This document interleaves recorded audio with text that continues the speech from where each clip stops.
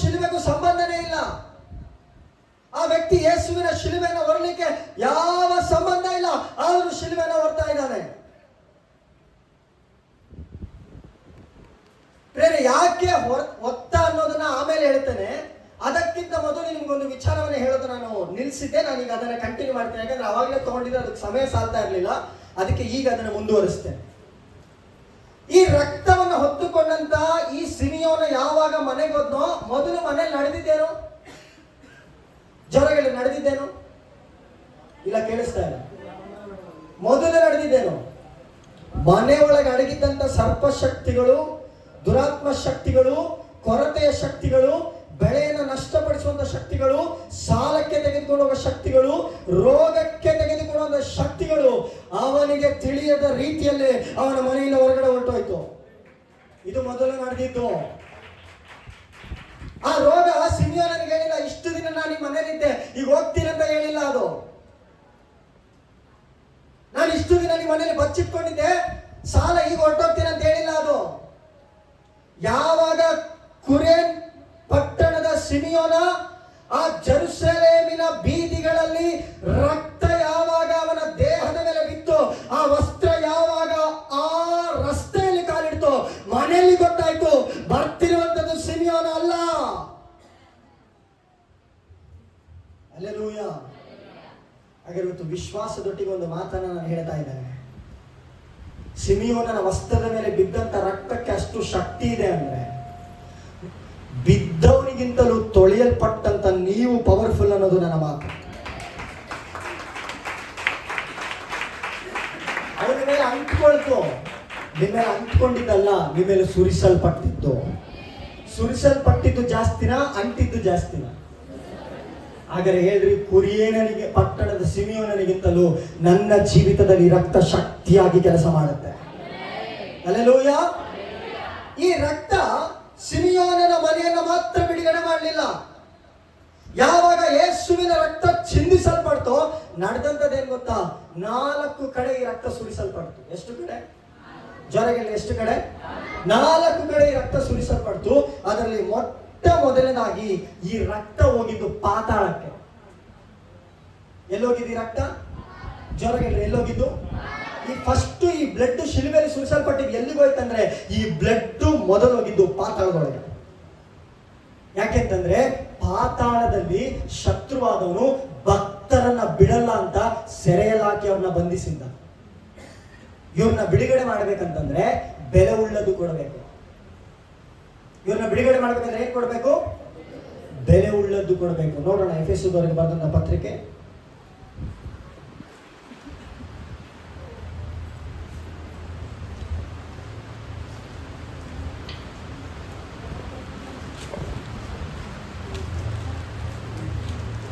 ಎಫೆಸದವರಿಗೆ ಬರೆದಂತಹ ಪತ್ರಿಕೆ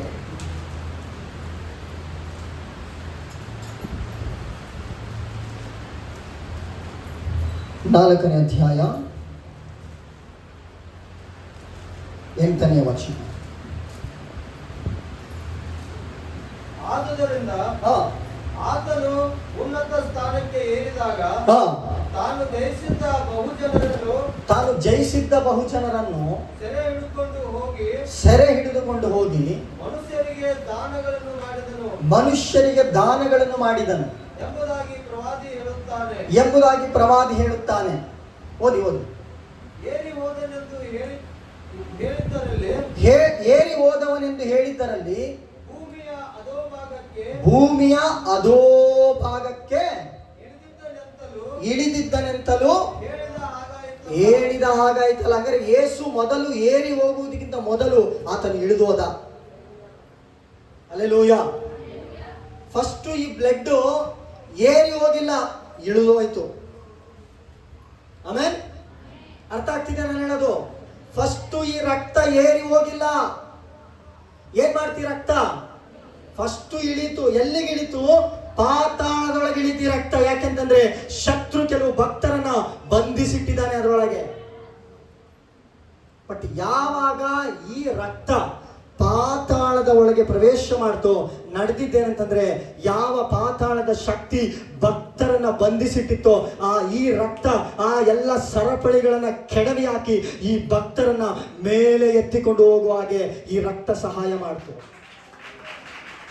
ಹಾಗಾದ್ರೆ ನನ್ನ ಮಾತನ್ನ ಕೇಳ್ತಿರುವಂತ ದೇವ ಜನರೇ, ಬಿದ್ದು ಹೋದಂತ ನಿಮ್ಮ ಹಣಕಾಸು, ಬಿದ್ದು ಹೋದಂತ ನಿಮ್ಮ ವ್ಯಾಪಾರ, ಬಿದ್ದು ಹೋದಂತ ನಿಮ್ಮ ವ್ಯವಸಾಯ, ಬಿದ್ದು ಹೋದಂತ ನಿಮ್ಮ ಆರೋಗ್ಯ, ಬಿದ್ದು ಹೋದಂತ ನಿಮ್ಮ ಹಣಕಾಸಿನ ಎಲ್ಲ ಎಳ್ಳೆಗಳು ಯೇಸುವಿನ ರಕ್ತದಲ್ಲಿ ಪಾತಾಳದ ಒಳಗಿಂದ ಅದು ಮೇಲಕ್ಕೆ ಏರಿ ಬರಲಿ ಯೇಸುವಿನ ನಾಮದಲ್ಲಿ. ಹಲ್ಲೆಲೂಯಾ. ಈ ರಕ್ತ ಅದನ್ನ ತೆಗೆದುಕೊಂಡು ಬರುತ್ತೆ. ಈ ರಕ್ತ ಅದನ್ನ ತೆಗೆದುಕೊಂಡು ಬರುತ್ತೆ. ನಿಮಗಿನ್ನೂ ಇದನ್ನ ಸ್ವಲ್ಪ ಡೀಪ್ ಆಗಿ ಹೇಳಬೇಕಂತಂದ್ರೆ ಒಂದು ವಚನ ಓದೋಣ. ಮತ್ತಾಯನ ಬರೆದ ಸುವಾರ್ತೆ ಅನ್ಕೊಳ್ತೇನೆ, ನೋಡೋಣ. ಮತ್ತಾಯನ ಬರೆದಂತ ಸುವಾರ್ತೆ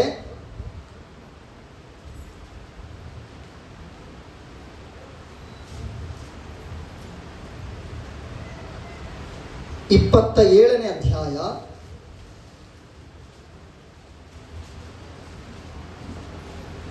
50, 51, 52 3 ವಚನ ನಿಧಾನವಾಗಿ ಓದಿ ಒಂದೊಂದನ್ನೇ ವಿವರಿಸ್ತೇನೆ.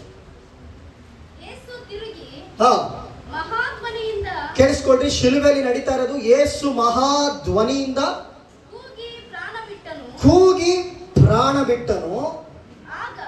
ಆಗ ಈಗೋ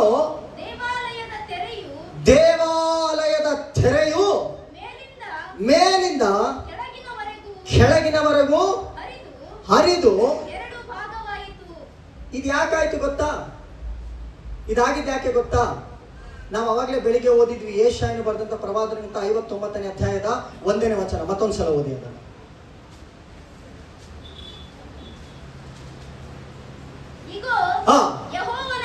ಯೆಹೋವನ ಹಸ್ತವು ರಕ್ಷಿಸಲಾರದಂತೆ ಮೋಟುಗೈಯಲ್ಲ, ಆತನ ಕಿವಿಯು ಕೇಳಲಾರದ ಹಾಗೆ ಕಿವುಡಲ್ಲ. ಆದರೆ ನಿಮ್ಮ ಅಪರಾಧಗಳೇ ನಿಮ್ಮ ದೇವರಿಂದ ನಿಮ್ಮನ್ನು ಅಗಲಿಸುತ್ತಾ ಬಂದಿವೆ. ನಿಮ್ಮ ಪಾಪಗಳೇ ಆತನು ಕೇಳಲಾರದಂತೆ ಆತನ ಮುಖಕ್ಕೆ ಅಡ್ಡವಾಗಿವೆ. ನೀವು ಆಲಯದೊಳಗೆ ಬಂದಾಗ ಈ ಪರದೆ ನಿಮ್ಮನ್ನ ದೇವರ ಮಹಿಮೆಯನ್ನು ನೋಡ್ಲಿಕ್ಕೆ ಬಿಡೋದಿಲ್ಲ. ಯಾವಾಗ ದೇವರು ಮಹಾ ಶಬ್ದದಿಂದ ಕೂಗಿ ತನ್ನ ಪ್ರಾಣವನ್ನು ಬಿಟ್ಟು ನಮ್ಮ ಮೇಲೆ ನಿಮ್ಮ ಮೇಲಿದ್ದಂತ ಎಲ್ಲ ಅಪರಾಧಗಳು, ಆ ತೆರೆ ಯಾವ ರೀತಿ ಹರಿದು ಹೋಯ್ತು ಆ ರೀತಿ ನಮ್ಮ ಮೇಲಿದ್ದ ಶಾಪಗಳು ಪಾಪಗಳೆಲ್ಲ ಆ ರಕ್ತದಲ್ಲಿ ಕ್ಯಾನ್ಸಲ್ ಆದವು ಯೇಸುವಿನ ನಾಮದಲ್ಲಿ. ಅದು ಅರಿಯಲ್ಪಡ್ತು ಸಮಸ್ತವಾಗಿ. ನೆಕ್ಸ್ಟ್ ನಡೆದಿದ್ದೇನು ನೋಡೋಣ, ಓದೋಣ. ಫಾಸ್ಟ್ ಆಗಿ ಬಿಡ್ಸ್ಟ್ರ, ಟೈಮ್ ಇಲ್ಲ. ನಿಮ್ಮ ಕೈಗಳು ಅದು ಸಾಕು. ನೆಕ್ಸ್ಟ್ ನಾವು ಅಲ್ಲಿಗೆ ಬರೋಣ. ಮತ್ತಾಯನ ಬರೆದ ಸುವಾರ್ತೆ 27ನೇ ಅಧ್ಯಾಯ ಬರೋಣ. ಅವಾಗಲೇ ಓದ್ತಿದ್ರಲ್ಲ. ದೇವಾಲಯದ ತೆರೆಯು ಮೇಲಿಂದ ಕೆಳಗಿನವರೆಗೂ 2 ಭಾಗವಾಯಿತು. ಭೂಮಿಯು ಯಾಕೆ ಅದರ್ತು? ಈಗ ಹೇಳಿ ನೋಡೋಣ, ಯಾಕೆ ಅದರ್ತು? ನಿಮ್ಗೆ ಅವಾಗಲೇ ಆನ್ಸರ್ ಕೊಟ್ಟೆ, ಯಾಕೆ ಅದರ್ತು ಅಂತ. ಯೇಸು ರಕ್ತ ಪಾತಾಳದೊಳಗೆ ಇಳಿತು. ರಕ್ತ ಹಿಡಿದ್ರೆ ಶೇಕ್ ಆಗುತ್ತೆ. ನಿಮ್ಮ ಮನೇಲಿರೋ ಪೇಪರ್ ಅಲ್ಲ, ಭೂಮಿ. ಹಲ್ಲೆಲೂಯಾ. ಯೇಸು ರಕ್ತ ಯಾವಾಗ ಪಾತಾಳದೊಳಗೆ ಇಳಿತೋ ಏನ್ ನಡೀತು? ಜೋರಾಗಿ ಹೇಳ್ರಿ, ಏನ್ ನಡೀತು? ಇವತ್ತು ಈ ರಕ್ತ ಒತ್ತುಕೊಂಡು ನಿಮ್ಮ ಮನೆಗಲ್ಲ, ನಿಮ್ಮ ರೋಡ್ ಹೋಗ್ತಿದ್ದೆ ಮನೆ ಶೇಕ್ ಆಗ್ಬೇಕು. ಯೇಸು ನಾಮ. ಮನೆಯೊಳಗೆ ಅಡಗಿರುವಂತ ದುರಾತ್ಮ ಶಕ್ತಿಗಳು ನಜರೇತಿನ ಯೇಸುವಿನ ನಾಮದಲ್ಲಿ ಈ ಮಧ್ಯಾಹ್ನದ ಸಮಯದಲ್ಲಿ ಈ ಶಬ್ದವನ್ನು ಕೇಳ್ತಿರುವಂತ ದೇವ ಜನರ ಮನೆಗಳಿಂದ ಹೋಗುವುದಾಗಿ ಕಟ್ಟಳೆ ಕೊಡ್ತಾ ಇದ್ದೇನೆ ಯೇಸು ನಾಮದಲ್ಲಿ. ಹಲ್ಲೆಲೂಯಾ. ಓದೋಣ ಓದೋಣ ಓದೋಣ. ಏನಾಯ್ತಂತೆ? ಈ ರಕ್ತದ ಕೆಪಾಸಿಟಿ ಅಷ್ಟು. ಬಂಡೆಗಳು ಸೀಲ್ತು, ಭೂಮಿ ಅದರ್ತು. ನೆಕ್ಸ್ಟ್ ಓ ಏನಾಯ್ತು? ನಾನು ಅದಕ್ಕೆ ಹೇಳಿದೆ, ದೇವ್ರು ಎಲ್ಲಿಗೆ ಹೋದ್ರು? ಎಲ್ಲಿ?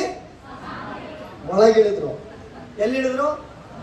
ಪಾತಾಳದೊಳಗಿಳಿದ್ರು. ನಡೆದಿದ್ದೇನು ಗೊತ್ತಾ? ಓದೋಣ.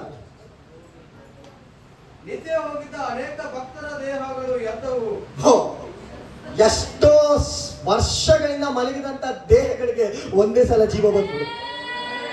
ಕಾರಣ ರಕ್ತ ಇಳಿತು. ರಕ್ತ ಇಳಿದಿದ್ದು ರಕ್ತ ಯೇಸುವಿನ ರಕ್ತ. ಅದು ಇಳಿದಿದ್ದು ಯೇಸು ರಕ್ತ, ಇಳಿದಿದ್ದು ಯೇಸು ರಕ್ತ, ಇಳಿದಿದ್ದು ಯೇಸು ರಕ್ತ. ಬಂಡೆಯನ್ನು ಸೀಳ್ತು, ಸಮಾಧಿಗಳನ್ನ ತೆರೀತು. ಹಲ್ಲೆಲೂಯಾ. ಈ ಸತ್ತ ದೇಹಗಳು ಯಾಕೆ ಈ ದೇಹಗಳು ಎದ್ದು ಅಂದ್ರೆ ಯೇಸು ರಕ್ತ ಎಲ್ಲಿಳಿತು?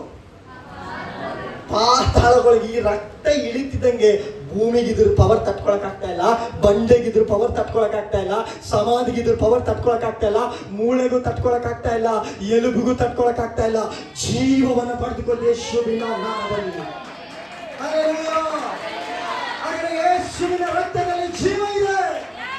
ಯೇಸುವಿನ ರಕ್ತಕ್ಕೆ ನಿನ್ನ ಸತ್ತ ಪರಿಸ್ಥಿತಿಗಳಿಗೆ ಜೀವವನ್ನು ಉಂಟು ಮಾಡುವಂತ ಶಕ್ತಿ ಇದೆ. ಹಲ್ಲೆಲೂಯಾ.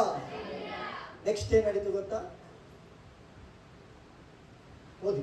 ಮತ್ತು ಆತನು ಎದ್ದ ಮೇಲೆ ಸಮಾಧಿಗಳೊಳಗಿಂದ ಹೊರಗೆ ಬಂದು ಪರಿಶುದ್ಧ ಪಟ್ಟಣದೊಳಗೆ ಹೋಗಿ ಅನೇಕರಿಗೆ ಕಾಣಿಸಿಕೊಂಡರು. ನೋಡ್ರಿ, ಯಾವಾಗ ಈ ಬ್ಲಡ್ ಹಿಡಿತಲ್ಲ, ಈ ಸಾತಾನ ಯಾರನ್ನೆಲ್ಲ ಬಂಧಿಸಿದ್ನಲ್ಲ ಅವರೆಲ್ಲ ಬಿಡುಗಡೆ ಆದ್ರು. ಬಿಡುಗಡೆ ಆಗಿದ್ದ ಜಲಕ್ ನೋಡ್ರಿ, 100 ವರ್ಷದಿಂದ ಒಬ್ಬ ಸತ್ತಿದ್ದ ಆ ವ್ಯಕ್ತಿ ಈಗ ಮನೆ ಮುಂದೆ ನಿಂತಿದ್ದಾನೆ. ಎಲ್ಲಿ? ಮನೆ ಮುಂದೆ.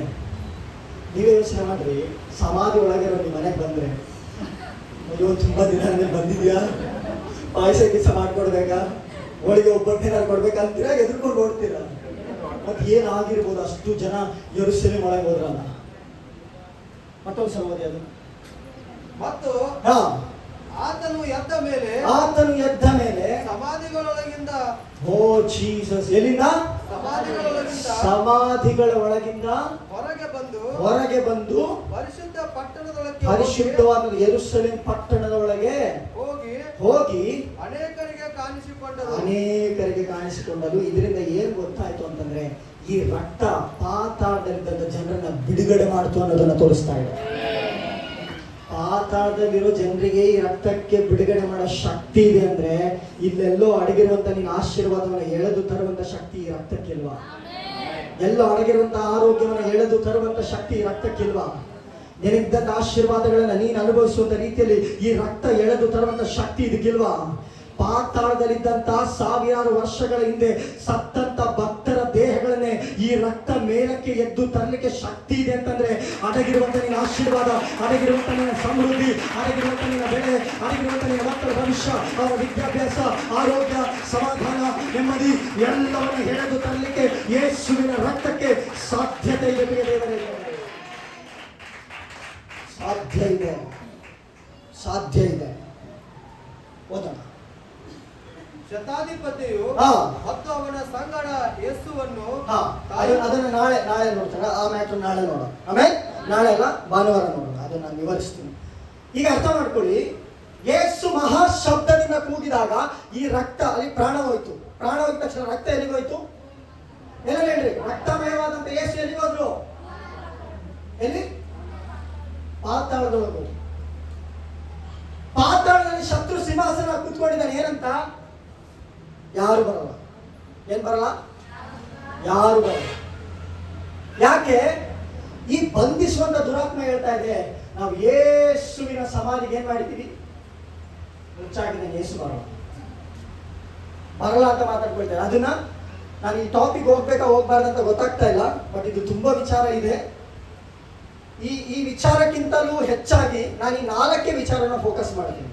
ಆಯ್ತಾ? ಮಿಕ್ಕ ವಿಚಾರ ಎಲ್ಲವನ್ನ ನಾನು ಯಾಕಂದ್ರೆ ಇದು ಪುನರುತ್ಥಾನಕ್ಕೆ ಸಂಬಂಧಪಟ್ಟಿರೋದ್ರಿಂದ ನಾನು ಭಾನುವಾರನೇ ಮಾತಾಡಬೇಕು. ಈ ದಿನ ಮಾತಾಡಿದ್ರೆ ಚೆನ್ನಾಗಿರಲ್ಲ. ಭಾನುವಾರ ಅದನ್ನ ಮಾತಾಡ್ತೀನಿ. ಈಗ ನಾನು ಮಾತಾಡ್ಬೇಕಾಗಿರೋ ಮಾತೇನಂತಂದ್ರೆ, ಪಾತಾಳದಲ್ಲಿದ್ದಂತ ರಕ್ತ ಇವತ್ತು ನಿಮ್ಮ ಮನೇಲಿ ಹಿಡಿಯುತ್ತೆ. ಓ, ನಿಮ್ಗೆ ಇಷ್ಟ ಇಲ್ಲ, ಬೇಡ ಬಿಡ್ತೀರ, ಅದೆಲ್ಲ ನನ್ನ ಮನೇಲಿ ಹಿಡಿಯುತ್ತೆ. ಹಲ್ಲೆಲೂಯಾ. ಪಾತಾಳದಲ್ಲಿ ಇಳಿದಂತ ಯೇಸು ರಕ್ತ ಇವತ್ತು ನಿಮ್ಮ ಮನೇಲಿ ಇಳಿಲಿಕ್ಕಿದೆ. ಅದೇ ಉಂಟಾಗ್ಲಿ. ಯಾರೆಲ್ಲ ತರಗಳ ತಟ್ಟಿ ಹೊಂದಿಕೊಳ್ತಾ ಇದ್ದಾರೋ ಅವರ ಜೀವಿತಗಳಲ್ಲಿ ರಕ್ತ ನಜರೇತಿನ ಯೇಸುವಿನ ನಾಮದಲ್ಲಿ, ಇವರ ಹೊಲಗಟ್ಟಿಗಳಲ್ಲಿ, ವ್ಯಾಪಾರಗಳಲ್ಲಿ, ಮಕ್ಕಳ ಭವಿಷ್ಯಗಳಲ್ಲಿ, ವಿದ್ಯಾಭ್ಯಾಸಗಳಲ್ಲಿ ಈ ರಕ್ತ ಪಾತಾಳದೊಳಗೆ ಇಳಿದು ಯಾವ ರೀತಿ ಬಂಡೆಗಳನ್ನು ಸೀಳ್ತೋ, ನೆಲವನ್ನು ಸೀಳ್ತೋ, ಯಾವ ರೀತಿ ಸಮಾಧಿಗಳನ್ನು ಬೆಳೀತೋ, ಆ ರೀತಿ ರಕ್ತ ನಜರೇತಿನ ಯೇಸುವಿನ ನಾಮದಲ್ಲಿ ನಿಮ್ಮ ಮಕ್ಕಳ ಜೀವಿತದಲ್ಲಿ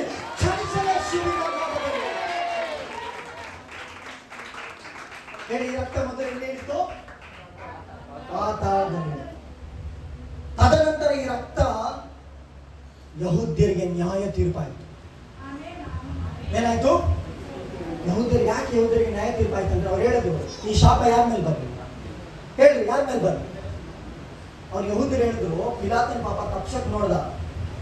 ಪಿಲಾತ ಏನ್ ಮಾಡ್ದ ಅಂತಂದ್ರೆ, ಈ ನಿರಪರಾಧಿಯ ರಕ್ತ ನನ್ನ ಮೇಲೆ ಬರಬಾರ್ದು, ವಾದಿಸಬಾರ್ದು ಅಂತ ಕೈ ತೊಳ್ಕೊಂಡ. ಯಹೂದ್ಯರ ಆಚಾರದ ಪ್ರಕಾರ ಕೈ ತೊಳ್ಕೊಂಡ್ರೆ ಅವ್ರಿಗೂ ಅದಕ್ಕೂ ಸಂಬಂಧ ಇಲ್ಲ ಅಂತ ಅರ್ಥ. ಅರ್ಥ ಆಯ್ತಾ? ಇವ್ರು ಬಾಯಿ ಮುಚ್ಕೊಂಡು ಇರ್ಬೇಕು ತಾನೆ, ಹೆಂಗೋ ಶಿಲುಬೆಗೆ ಹಾಕ್ತಿದಾರೆ ತಾನೆ, ಬಾಯಿ ಮುಚ್ಕೊಂಡು ಇರ್ಬೇಕಾಗಿತ್ತಾನೆ. ಇದ್ದಿಲ್ಲ ಇವರು.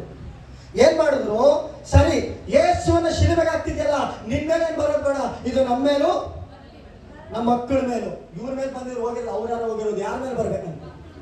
ಯಾಕ್ರಿ, ಅವ್ರು ಏನ್ ತಪ್ಪು ಮಾಡಿದ್ರು? ಇವ್ರ ಮೇಲೆ ಬಂದಿರೋ ಒಂದ್ ಜನರೇಷನ್ ಹೋಗ್ತಾ ಇತ್ತು ಅಷ್ಟೇ. ಆದ್ರೆ ಇವತ್ತು ತಲೆಮಾರುಗಳವರೆಗೆ ಹೋಗುವಂತ ಪರಿಸ್ಥಿತಿ ಆದ್ರೆ ಆಯ್ತಾ? ಅದಕ್ಕೆ ಹೇಳಿದ್ದು, ರಕ್ತಕ್ಕೆ ಬೆನ್ನತ್ಕೊಂಡು ಹೋಗುವಂತ ಶಕ್ತಿ ಇದೆ. ರಕ್ತಕ್ಕೇನಿದೆ? ಬೆನ್ನತ್ಕೊಂಡು ಹೋಗುತ್ತೆ. ಬಿಡಲ್ಲ ಬಿಡಲ್ಲ ಬಿಡಲ್ಲ ರಕ್ತ. ನಿನ್ನ ಆಶೀರ್ವಾದಗಳನ್ನ ಎಲ್ಲೆಲ್ಲೆಲ್ಲ ಶತ್ರು ಅಡಗಿಸಿ ಬರಲ್ಲ ಅಂತ ವಾದಿಸ್ತಿದ್ದಾನೋ, ಇವತ್ತು ಮಧ್ಯಾಹ್ನ ಹೇಳ್ತಾ ಇದ್ದೀನಿ, ಈ ರಕ್ತ ಬಿಡಲ್ಲ, ಹುಡುಕೊಂಡು ಹೋಗುತ್ತೆ. ಬಿಡಲ್ಲ, ಹುಡುಕೊಂಡು ಹೋಗುತ್ತೆ, ಎಳ್ಕೊಂಡ್ ಬರುತ್ತೆ. Hallelujah, hallelujah, hallelujah. ಮತ್ತಾಯನ ಬರೆದ ಸುವಾರ್ತೆ 27ನೇ ಅಧ್ಯಾಯ 25ನೇ ವಚನ.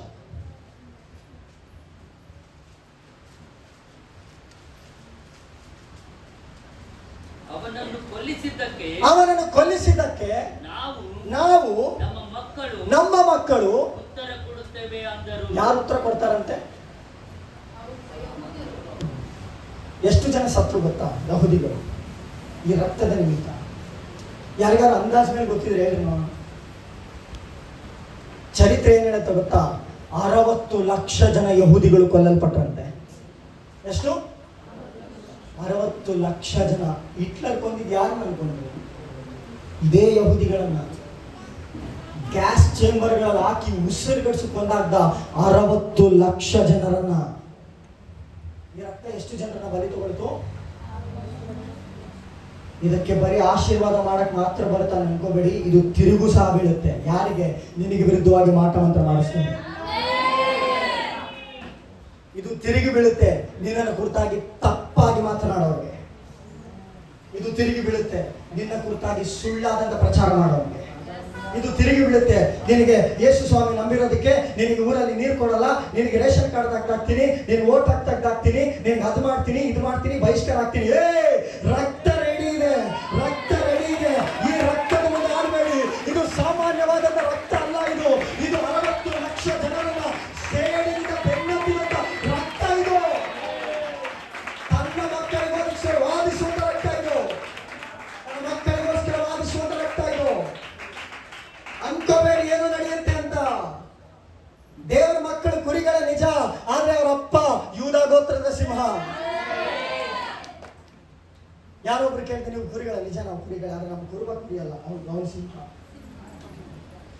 ಹಲ್ಲೆಲೂಯಾ. ಯಾರಂತ? ಯೂದ ಗೋತ್ರದ ಸಿಂಹ. ಬರ್ರಿ, ಎಷ್ಟು ಮೇಕೆಗಳು ಬರ್ತಿರೋ ಬರ್ರಿ ನೋಡೋಣ. ಆಮೇಲೆ ಕುರಿಗಳಿಗೆ ಏನಾಗಲ್ಲ ಅಂತ ಮೇಕೆಗಳು ಮೇಲ್ ಬಿಡ್ತೀರ. ಬರ್ರಿ, ನಮ್ಮ ಕುರುಬ ಯಾರಂತ ತೋರಿಸ್ತೀವಿ. ನಾವು ಮೌನವಾಗಿರ್ತೀವಿ, ನಿಜಾನೇ. ನೀವು ಹೊಡೆದ್ರು ಹೊಡ್ಸ್ಕೊಂತೀವಿ, ನೀವು ಉಗಿಸಿದ್ರು ಉಗಿಸ್ಕೊಳ್ತೀವಿ. ಹಲ್ಲೆಲೂಯಾ. ನೀವು ಕಲ್ಲೆಸಿದ್ರು ಅದನ್ನ ಸುಮ್ಮನೆ ಹೊಡ್ಕೊಂಡು ಕೂತ್ಕೊಂಡಿರ್ತೀವಿ. ರಕ್ತ ಸುರಿತಿದ್ರು ನಿಮ್ಮನ್ನು ಕ್ಷಮಿಸಿ ಸುಮ್ಮನೆ ಇರ್ತೀವಿ. ನಾವು ಸುಮ್ಮನೆ ಇರ್ಬೋದು, ಆದ್ರೆ ಒಂದ್ ಹೇಳ್ತೀನಿ, ನಮಗೋಸ್ಕರ 2026 ವರ್ಷಗಳ ಹಿಂದೆ ಕಲ್ವಾರಿ ಶಿಲುಬೆಯಲ್ಲಿ ರಕ್ತ ಸುರಿಸಿದಾನೆ. ಆ ರಕ್ತ ಬೆನ್ನತ್ಕೊಂಡು ಬರುತ್ತೆ, ಬೆನ್ನತ್ಕೊಂಡು ಬರುತ್ತೆ. ರಕ್ತ ಸಾಮಾನ್ಯವಾದ ರಕ್ತ ಅಲ್ಲ, ಅದು ಸಾಮಾನ್ಯವಾದ ರಕ್ತ ಅಲ್ಲ. ಅವ್ರು ಹೇಳಿದ್ರು, ಇದು ನಮ್ಮ ಮೇಲೂ ನಮ್ಮ ಮಕ್ಕಳ ಮೇಲೂ ಬರಲಿ ಅಂತೇಳಿ 60 ಲಕ್ಷ ಜನರನ್ನು ನುಂಗಾಕ್ತು. ಬಿಡಲ್ಲ ರಕ್ತ. ನಿನ್ನ ಪರವಾಗಿ ನಿನಗೆ ವಿರುದ್ಧವಾಗಿ ನಿಂತದವ್ರನ್ನ ಬಿಡಲ್ಲ. ಒಂದು ರಕ್ಷಣೆ ಒಂದು ಹಾಗೆ ಮಾಡುತ್ತೆ, ಇಲ್ಲ ಅಂತಂದ್ರೆ ಸುಟ್ಟು ಹೋಗಂಗ್ ಮಾಡುತ್ತೆ. ರಕ್ಷಣೆ ಒಂದು, ಸುಟ್ಟೋಗಲ್ಲ. ಆಮೇಲೆ ಏನಾಗ್ಲಿ? ರಕ್ಷಣೆ ಒಂದು, ಸುಟ್ಟೋಗೋದು ಬೇಡ, ಯಾಕಂದ್ರೆ ನಾವು ದೇವರ ಮಕ್ಕಳು. ಆಮೇಲೆ ನೆಕ್ಸ್ಟ್ ಗಮನಿಸೋಣ. ಇದು 3ನೇ ಸ್ಥಳಕ್ಕೆ ಹೋಯ್ತು, ಎಫೆಸದ 3ನೇ ಸ್ಥಳಕ್ಕೆ ಹೋಯ್ತು. ಅದನ್ನು ಓದೋಣ. ಯೋಹಾನನು ಬರೆದಂತ ಒಂದು ಸುವಾರ್ತೆ 20ನೇ ಅಧ್ಯಾಯ 17ನೇ ವಚನ.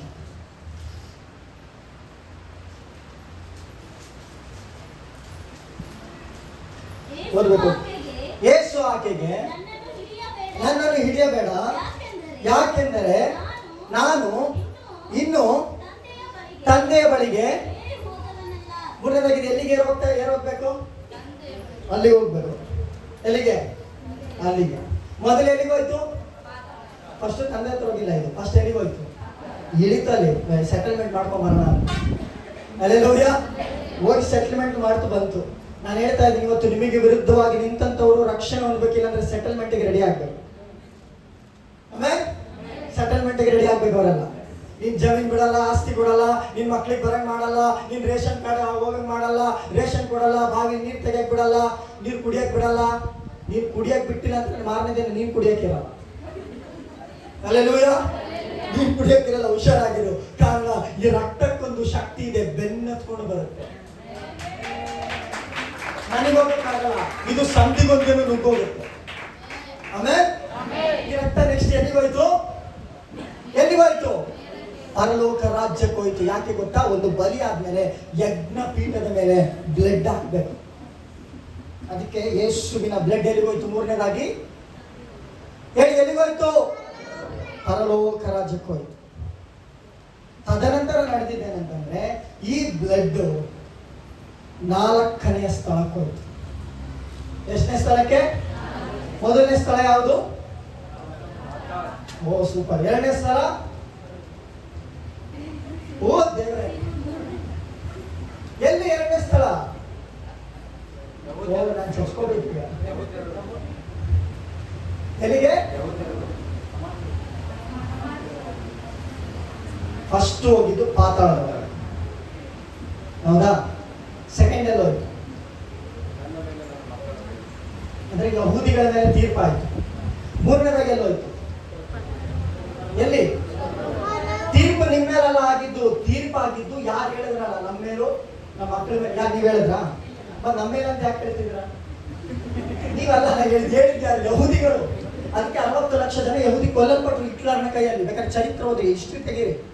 ನಾನು ಓದಿದ್ದೀನಿ, ಯಾಕಂದ್ರೆ ನಾನು ಪೊಲಿಟಿಕಲ್ ಸೈನ್ಸ್ ಓದಿರೋದ್ರಿಂದ, ಹಿಸ್ಟ್ರಿ ಓದಿರೋದ್ರಿಂದ ನಾನು ಹೇಳ್ತಾ ಇದ್ದೀನಿ. ರಾಜಕೀಯದ ಬಗ್ಗೆನೂ ಸ್ವಲ್ಪ ಅರಿವಿದೆ, ಈ ಇತಿಹಾಸದ ಬಗ್ಗೆನೂ ಸ್ವಲ್ಪ ಅರಿವಿರೋದ್ರಿಂದ ಹೇಳ್ತಾ ಇದ್ದೀನಿ. ಹಿಟ್ಲರ್ ಬಿಟ್ಟಿಲ್ಲ ಯಾರನ್ನು. 10 ಜನ ಇರೋ ರೂಮಲ್ಲಿ 100 ಜನ ನಾಗ್ದ. ಎಷ್ಟು? 10 ಜನ ಇರಕ್ಕಾಗತ್ತೆ ರೂಮಲ್ಲಿ, ಎಷ್ಟು ಜನ ನಾಗ್ದ? ಏನಾಗಿರ್ಬೋದು ಕತೆ ಯೋಚನೆ ಮಾಡಿ.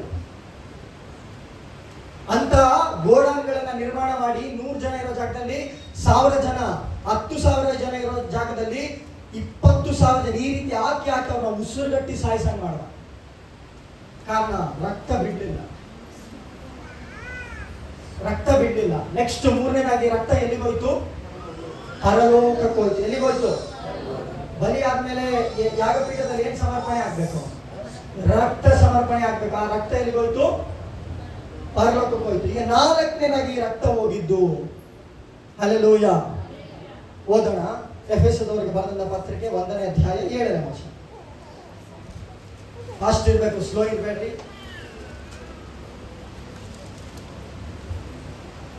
Thank you. ಈತನು ನಮಗೋಸ್ಕರ ತನ್ನ ರಕ್ತವನ್ನು ಸುರಿಸಿದ ತಟ್ಟಿ ಹೇಳಿ, ಈ ರಕ್ತ 4ನೇದು ನನಗೋಸ್ಕರ. ಓ ಜೀಸಸ್. ಮತ್ತೊಂದು ಸಲ ಈತನು ನಮಗೋಸ್ಕರ ತನ್ನ ರಕ್ತವನ್ನು ಸುರಿಸಿದ್ದರಿಂದ ನಮ್ಮ ಅಪರಾಧಗಳು ಪರಿಹಾರವಾಗಿ ನಮಗೆ ಬಿಡುಗಡೆಯಾಯಿತು. ಮೊದಲಲ್ಲ ನಮಗೆ ಬಿಡುಗಡೆ ಆಗಿದೆ, ನಮಗಾಗಿದ್ದು 4ನೇ ಸ್ಥಳ. ಮೊದಲೇನಾಯ್ತು? ಪಾತಾಳದಲ್ಲಿ ಸೆಟಲ್ಮೆಂಟ್ ಮಾಡ್ತು. ನೆಕ್ಸ್ಟ್ ಅಲ್ಲಿ ಸೆಟಲ್ಮೆಂಟ್ ಮಾಡ್ತು. ನೆಕ್ಸ್ಟ್ ಅಲ್ಲೋಗಿ ಸಮರ್ಪಿಸ್ತು, ತಗ್ಗಿಸ್ಕೊಳ್ತು. ನೆಕ್ಸ್ಟ್ ನಮಗಾಗಿ ಸುರಿಸಲ್ಪಡ್ತೀರ. ಇವತ್ತು ಆ ರಕ್ತ ನಿನ್ನನ್ನ ಬಿಡುಗಡೆ ಮಾಡಿ ಈ ಆಲಯದಲ್ಲಿ ತಂದು ಕೂರಿಸಿದೆ. ಯಾವ ವ್ಯಕ್ತಿನಲ್ಲ ನೀನು ಬಂದಿದ್ದು, ಯಾವ ಪೋಸ್ಟ್ ನೋಡಿನೋ ಎಲ್ಲೋ ಏನು ಕೇಳಿ ಅಲ್ಲ ಬಂದಿದ್ದು. ಈ ರಕ್ತ ನಿನಗೋಸ್ಕರ ಮೊದಲೇ ಚಿಂದಿಸಲ್ಪಡ್ತು, ನೀನು ಬಂದು ಆಲಯದಲ್ಲಿ ಕೂರ್ಬೇಕು ಅಂತ. ಹಲ್ಲೆಲೂಯಾ. ನೀನು ಆಲಯದಲ್ಲಿ ಸುಮ್ಮನೆ ಬಂದಲ್ಲ ಕೂತಿರೋದು, ಈ ರಕ್ತ ನಿನ್ನ ಕರ್ಕೊಂಡ್ಬಂದು ಕೂರಿಸಿದೆ ಇಲ್ಲಿ. ಯಾಕೆ ಹೇಳಿದೆ? ರಕ್ತಕ್ಕೆ ಬೆನ್ನು ಹತ್ತುವಂತ ಶಕ್ತಿ ಇದೆ, ಬಿಡಲ್ಲ ಎಲ್ಲೋದು. ಇದು ಬೆನ್ನತ್ಕೊಂಡು ಬರುತ್ತೆ. ಬೆನ್ನತ್ಕೊಂಡು ಬಂತು ನಿನ್ನ ಹತ್ರ. ಇವತ್ತು ಬಂದ ಆಲಯದಲ್ಲಿ ಕೂರಿಸ್ತು. ಹಲ್ಲೆಲೂಯಾ. ಈ 4 ವಿಧದಲ್ಲಿ ರಕ್ತ ಚಿಂದಿಸಲ್ಪಡ್ತು. ಈ 4ನೇ ವಿಚಾರವನ್ನು ಸ್ವಲ್ಪ ಡೀಪ್ ಆಗಿ ನಿಮಗೆ ಹೇಳಿಕ್ಕೆ ಇಷ್ಟಪಡ್ತೇನೆ. ಚೆನ್ನಾಗಿ ಗಮನಿಸಿ. ನಾವು ಆದಿಕಾಂಡ ಪುಸ್ತಕಕ್ಕೆ ಹೋಗೋಣ. ಆದಿಕಾಂಡ ಪುಸ್ತಕ